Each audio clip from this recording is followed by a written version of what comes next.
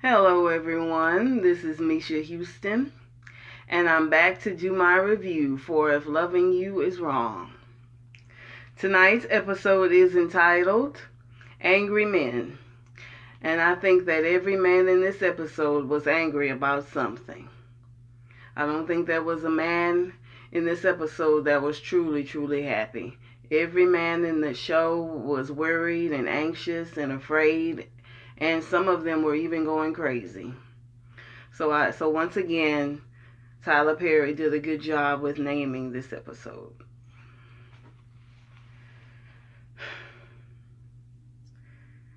The first group of people we go to is Travis and Kelly.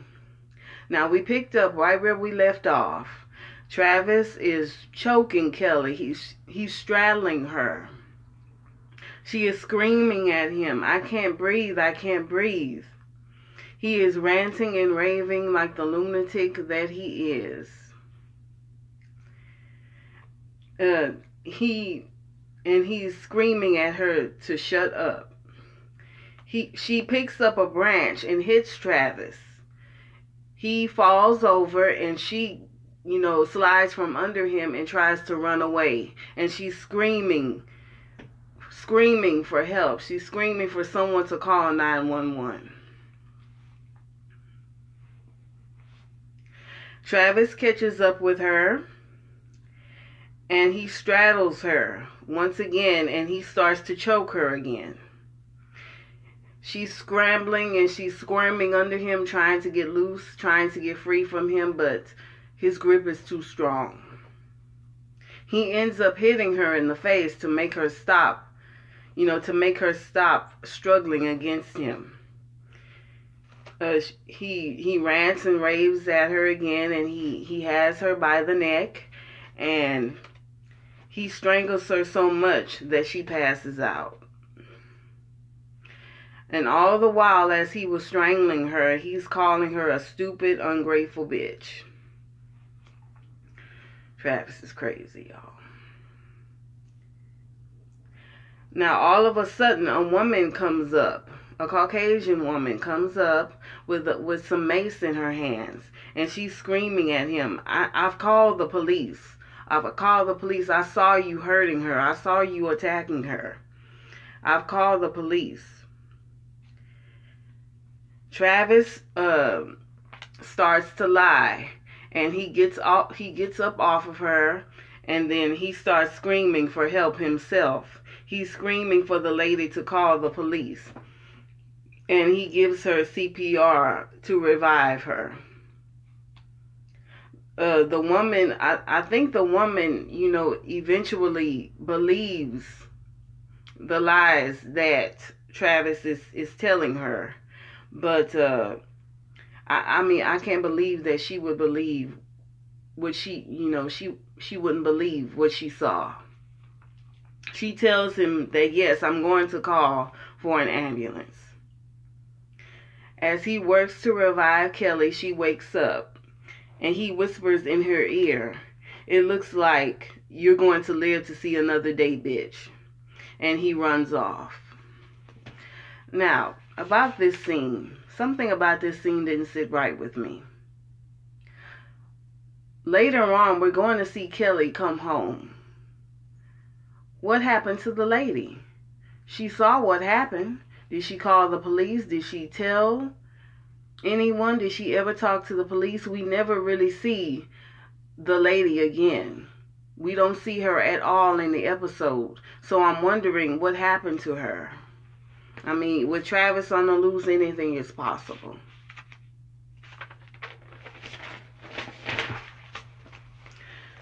The next group of people we come to is Natalie, Lucian, the kids, their 3 kids, Frankie and the girls, and Pete. Natalie is asleep, and Lucian puts the cover over her as she sleeps. Lucian goes to the kids and tells them to keep the noise down so they won't wake their mother, and Frankie tells Lucian that he's got it all covered. Then Lucian gets a call from Pete. They speak about Andrew and the fact that he's still missing. And then they go to the FBI. They talk about the FBI, and Pete tells Lucian that he gave a full statement to the FBI about Eddie so they can go and pick him up. Pete is concerned about Eddie, but is glad that he's going to be moved before they arrest Eddie. I mean, Pete, knows how dangerous Eddie is. Pete is worried. Pete is also worried about what his future holds for him. Lucian comforts him and tells him that everything's going to be okay and that he will see him soon. Pete doesn't think that Lucian will ever be around him again, but Lucian tells him that don't worry, I'll be here. I'll be with you, and so it's nothing to worry about. Pete suspects that Lucian is keeping a secret, which he is, because, Lucian is FBI. But Lucian says, don't worry about it. I'm going to be there for you. It's no problem. And I will talk to you later. And they both hang up their phones. They need to do something about Eddie for sure. And I hope that Pete doesn't get hurt because he testified against Eddie. I hope that he manages to get away safely and unharmed. The next group of people we come to is Esperanza and the kids. And Lucian as well. The kids want to play outside in Alex's backyard on the swing. And Esperanza eventually lets them go to play in the backyard. Lucian walks up, and their conversation turns to Kelly and Travis and what those two are going through. Esperanza tells Lucian that they won't arrest Travis. Lucian believes in Esperanza and Kelly's claims that Travis is very dangerous. Lucian asks Esperanza, is he still harassing Kelly? And Esperanza says yes. But Officer Dion, Kelly's officer, and Rick's supervisor, doesn't believe Kelly's word. He just refuses to believe in Kelly without some evidence. They talk about how Kelly should be home right now, and Esperanza is worried. Then they start talking about Alex and Andrew. Andrew, of course, is still missing.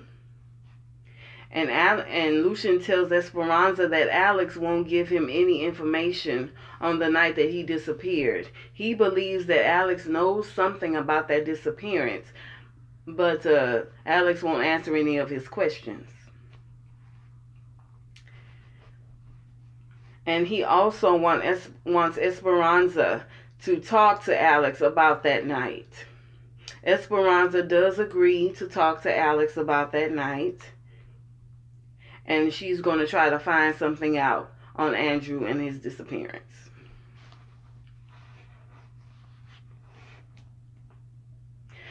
Lucian also invites Alex and Esperanza and Kelly over to the house so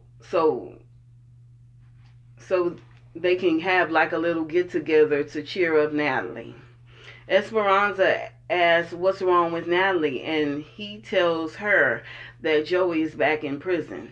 He violated his probation, and they took him out of the hospital and put him back. They put him back in prison, and he's in a prison hospital right now. So Lucian, seeing as Natalie is in a bad mood, seeing that she's hurt and heartbroken, he wants the girls to come over, and Esperanza says, yes, I will come, and I will try to get Kelly and the others to come as well. The next group of people we go to is Kelly, Esperanza, and Lucian. Esperanza is sitting outside of Kelly's house waiting for her to come home. When Kelly drives up and get out of the car, she's staggering, and she's weakened and she's in a bad way, and she comes over to Esperanza. Esperanza is immediately worried and asks her what's wrong. And then Kelly tells her that Travis hid in her trunk, in the trunk of her car. So, and then when she opened up the trunk, he attacked her. Esperanza takes Kelly into her house. They sit on the couch and Kelly is sobbing.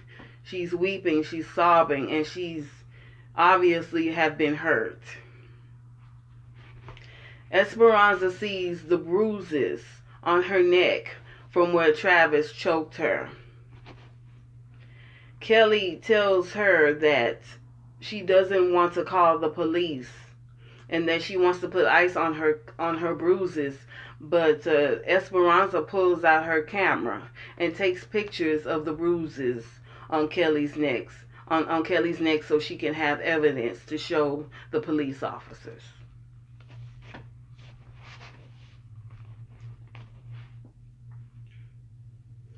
Then Esperanza calls Lucian over to Kelly's house, and he says he'll be right over.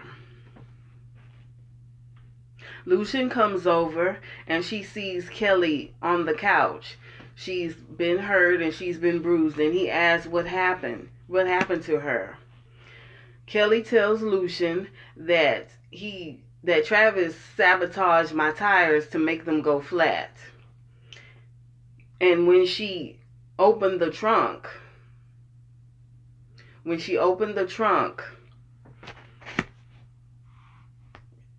Travis popped out of the trunk and attacked her. She says that he choked her until she passed out.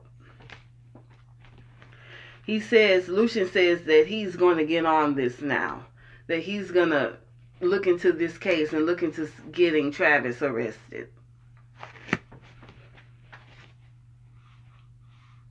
Kelly begs Lucian not to get involved in this because she's afraid that any more involvement with the police will only make him angrier and make him want to retaliate. Make him want to retaliate against her.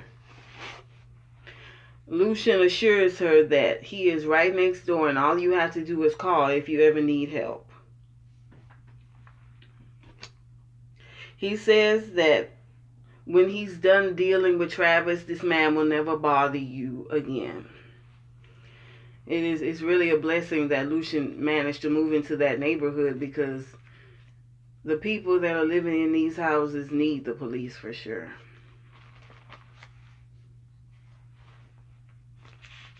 Kelly asks Lucian, "Are you sure about this?" And Lucian says yes, and he leaves to go to the police station.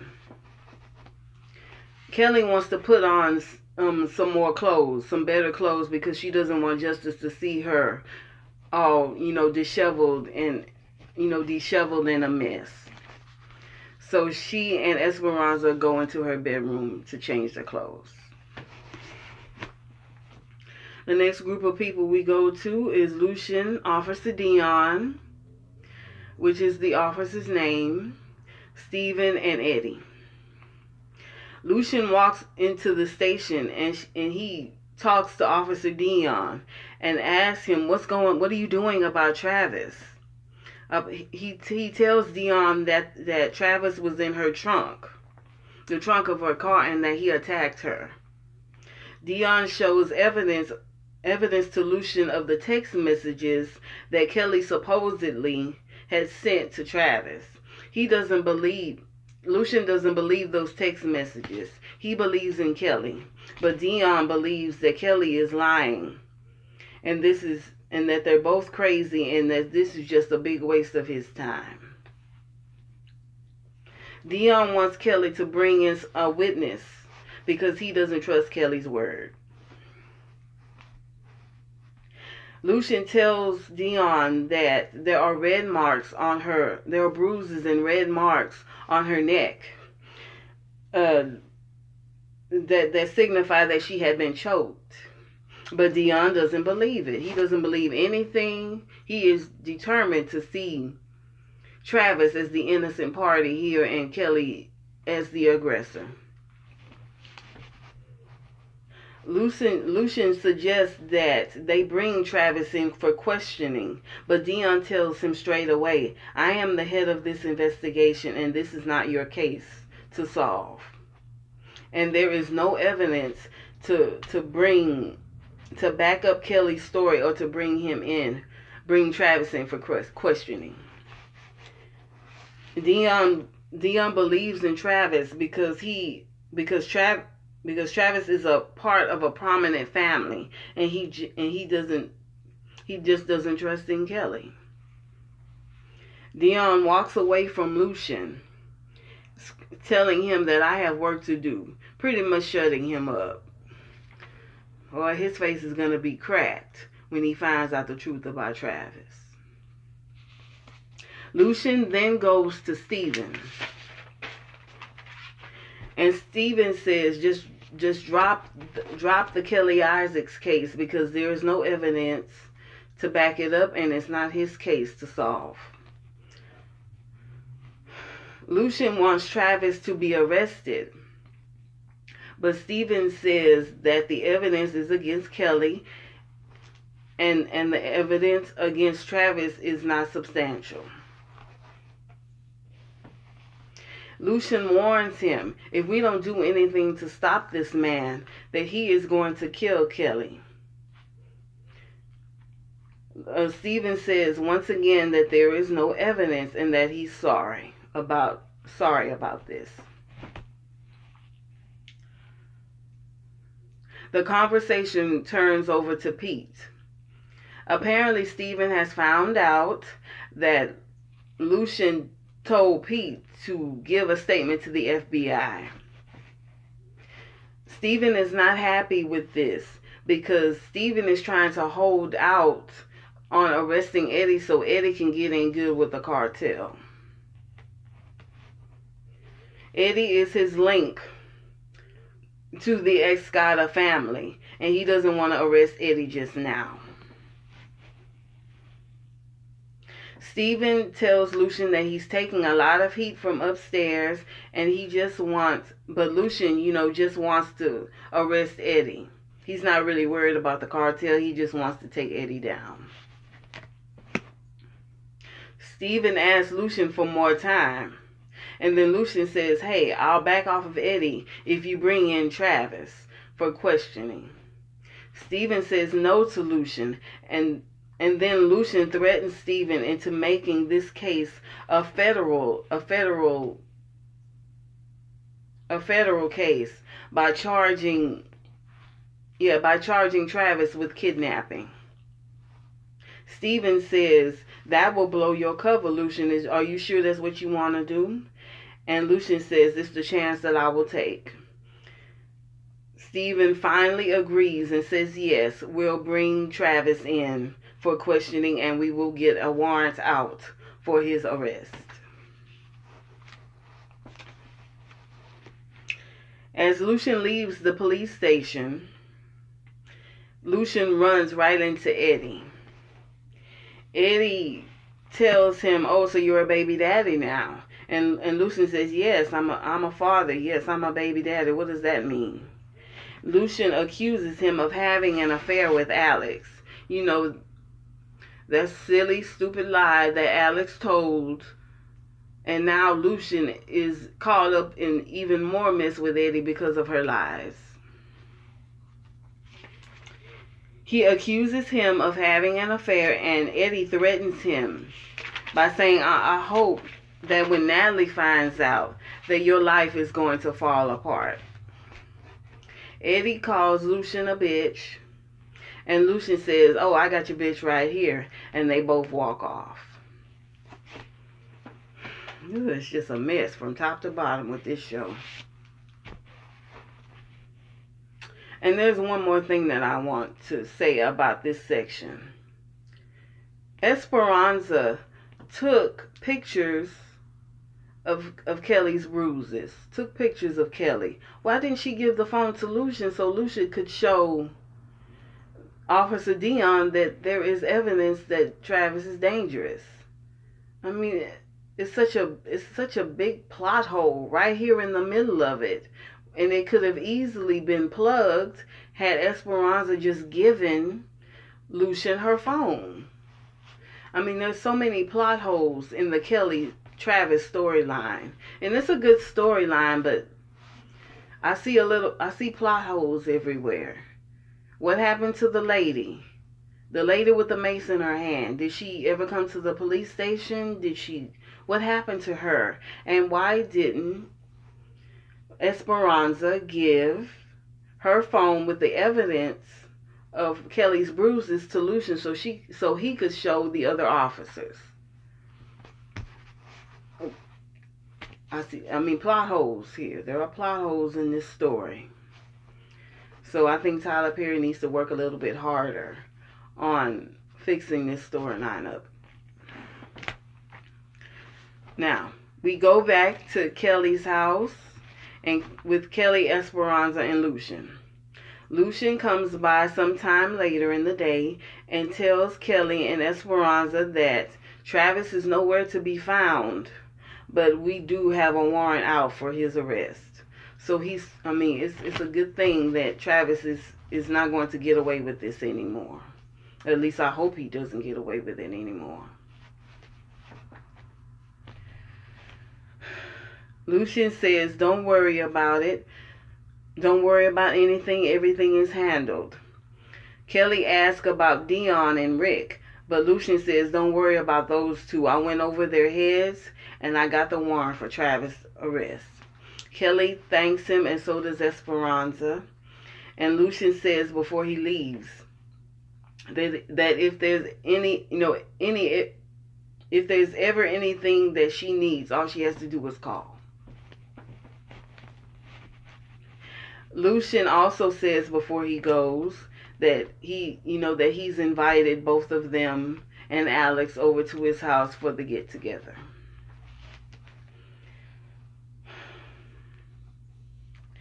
Now, after Lucian leaves, Esperanza says, "Why don't you come over to my house? Bring Justice and yourself over to my house and you'll have a safe place to hang out until this matter is settled."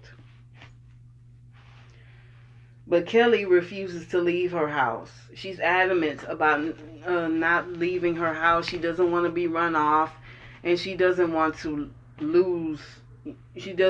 give up on her daily routine. Esperanza also explains to Kelly what the party was about. Esperanza says that Joey's back in jail because he violated his probation, and everyone is invited to Natalie and Lucian's house to cheer up Natalie in her time of grief.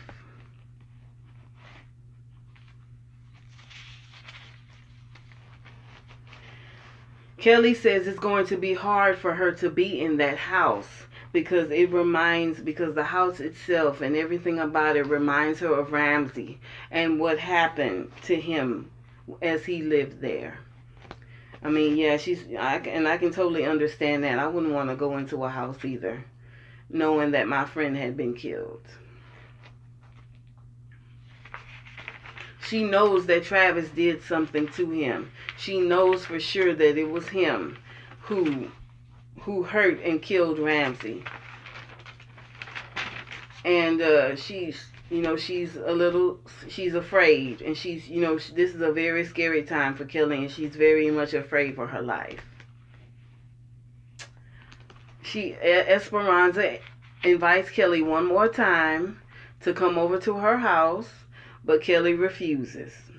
She says that she is going to protect her son and herself at all costs. And that's it. After that, Esperanza leaves. The next group of people we go to is Alex, Brad, and Randall.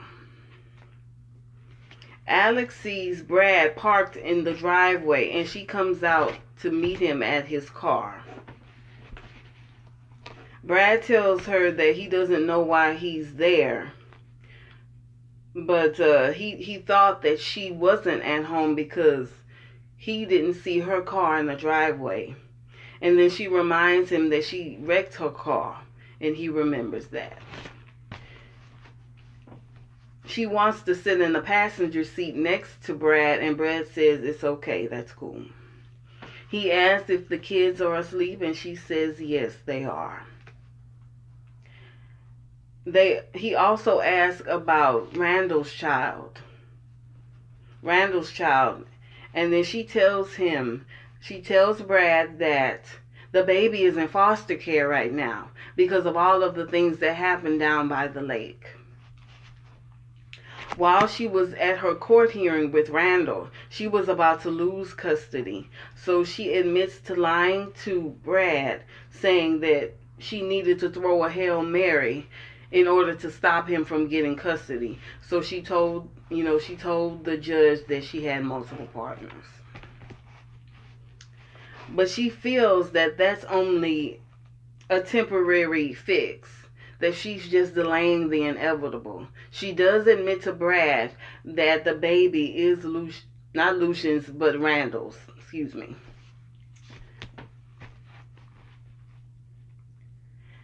Brad tells Alex that Randall came to his office and told him that Lucian was the baby's father.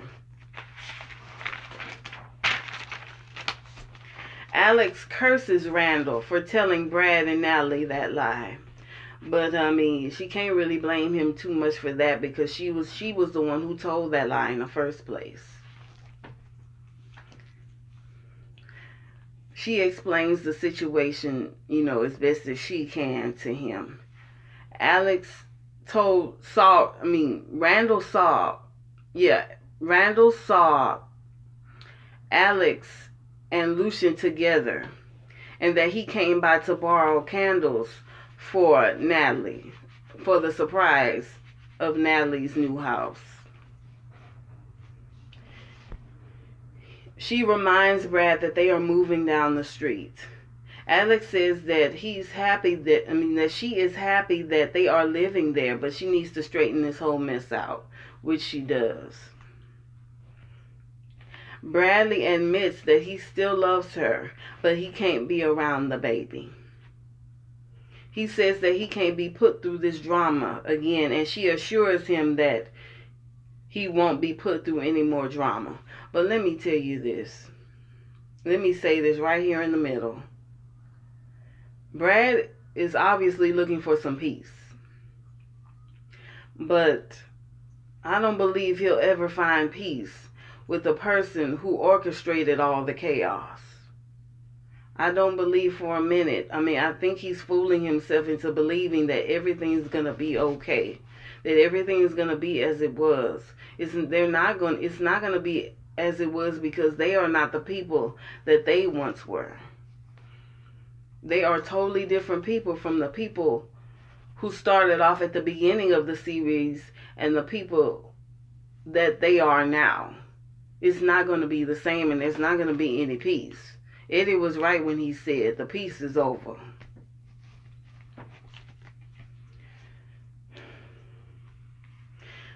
Now, back to the story.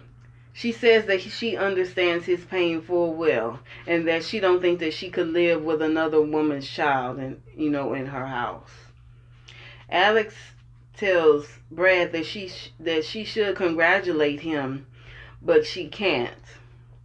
She knows that Marcy is pregnant. Now, Brad doesn't believe that, but what Alex saying is true. She heard it from Dr. Ralston that Marcy was pregnant, and Marcy herself confirmed it.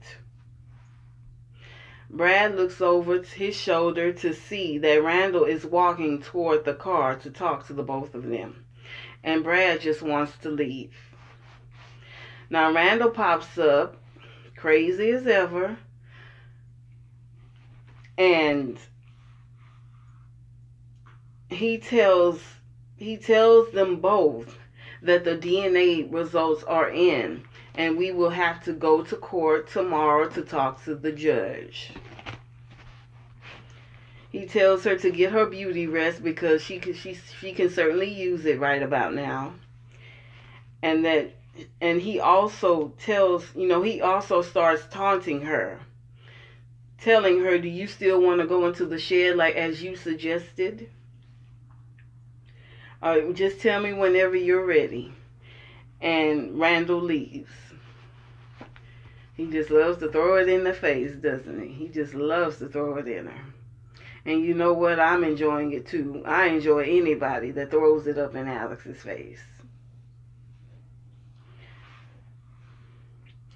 Brad confesses that he just wants to do something awful to Randall. He doesn't know what it is, but he just wants to do something awful to him. Brad also tells her that he thought that he couldn't do it because of the baby, but the real reason that, he can't come back to her is because of Randall. Alex suggests that they move, but Brad tells her we can't afford to move. And I don't blame him for not moving. Why should he? The troubles are going to be in their new house. If they should move, the troubles are going to be right there in their new house, just like it is in their old house. Brad tells her that he needs to go.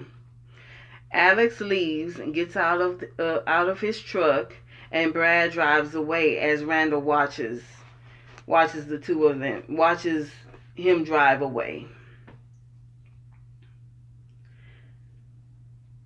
Randall asks her, are the two of you getting back together? No. So you're not going to meet me in the tool shed? You know how he is, constantly throwing it in her face. And then he tells her, well, you know what? I need you to help me sharpen some tools in this tool shed. Just let me know when you're ready. Alex runs into her house and slams the door, and Randall goes back into his house. The next two people we go to as the last scene of the night is Travis. I'm assuming it's Travis and Kelly. Kelly wakes up from a dog barking, and she gets out of her bed and she goes to Justice's room to check on him. He is asleep in his bed.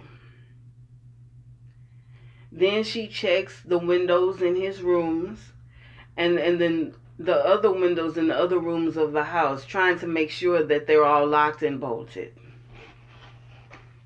When she sees that the windows are all locked, she goes back into her room, and then she tries to go back to bed to get some sleep. And then all of a sudden, a hand covers her mouth. And that's where the story ends. Oh, what a mess that Kelly is in. What a mess. If there's anybody who needs deliverance, it's Kelly.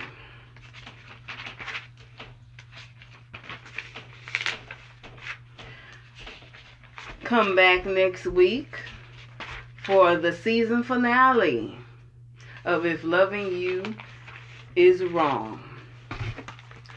The episode will be entitled Sound the Alarm.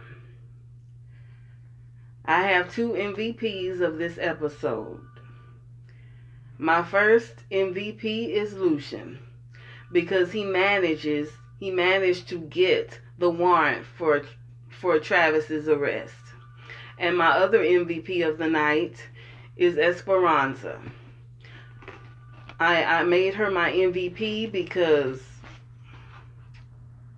she took out her camera and she took pictures of the bruises on Kelly's neck.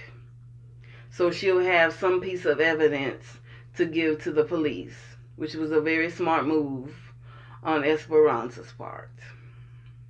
It's a shame that they didn't follow up with that good move by having Esperanza give the camera to Lucian so Lucian can give it to the police. But that's the way the story is written. So Lucian and Esperanza are my MVPs. Thank you very much for watching my review, and I will be back next week for If Loving You Is Wrong. Make sure you like, comment, share, and subscribe if you enjoy my videos, and make sure you come back next week for my review of the season finale of If Loving You Is Wrong. Enjoy your life as I do, and have a wonderful, wonderful day. Thank you so very much.